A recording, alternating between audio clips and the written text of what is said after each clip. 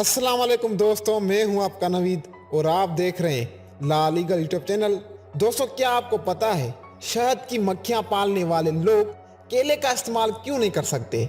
शहद की मक्खी, जिसे समाजी कीड़ा समझा जाता है, यानी ऐसी मक्खी जो अच्छे बुरे हर किस्म के फूलों से ताल्लुक रखती है, एक से उड़कर दूसरे पर जा बैठती है, एक का रस चूसती है और बारी बारी हर फूल पर जाकर उससे ताल्लुक कायम रखती है। ये बड़ी कारआमद और रौब रखने वाली मक्खी है।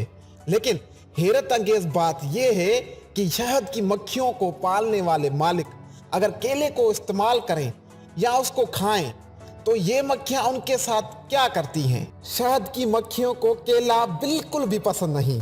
जी हाँ दोस्तों, क्योंकि केले में स्टार्च और फाइबर पाए जाते हैं जिनको शहद की मक्खी बिल्कुल भी पसंद नहीं करती। और जब इसका मालिक केले को अपने पास रखता है और उनको खाकर मक्खी के करीब जाते हैं तो ये मक्खियां उनको काट लेती हैं। जी हाँ दोस्तों, उनके जिस्म को जगह जगह से ऐसे काट लेती हैं जैसे ये कोई उनके दुश्मन हो। दोस्तों, केले के छिलके तक मक्खी को गवारा नहीं, लिहाजा ये हरगिज उस जगह नहीं जाते जहां केला मौजूद होता है। उसके अलावा मक्खियों की एक खासियत ये भी है कि ये दूसरे कीड़ों मकोड़ों और जानवरों की तरह कभी आपस में नहीं लगते, आपस में मोहब्बत और प्यार के तरीके से रहते हैं। अब मैं आपको थोड़ा शहद के बारे में बताते चलूं कि शहद हजारों बरस से तिब्बी फायदों के लिए इस्तेमाल किया जा रहा है।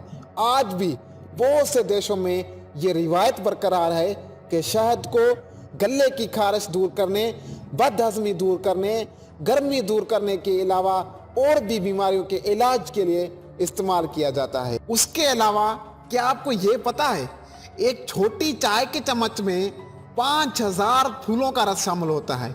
जी हाँ दोस्तों, लेकिन उसके एक बड़े चम्मच में 2 लाख फूलों का रस शामिल होता है। मक्खी आधा किलो शहद बनाने के लिए 35 लाख उड़ानें भरती है। दोस्तों, अगर वीडियो अच्छी लगी हो तो कमेंट्स जरूर करना और इस तरह की और वीडियोस देखने के लिए लाल ईगल चैनल को सब्सक्राइब जरूर करना। Thank you so much.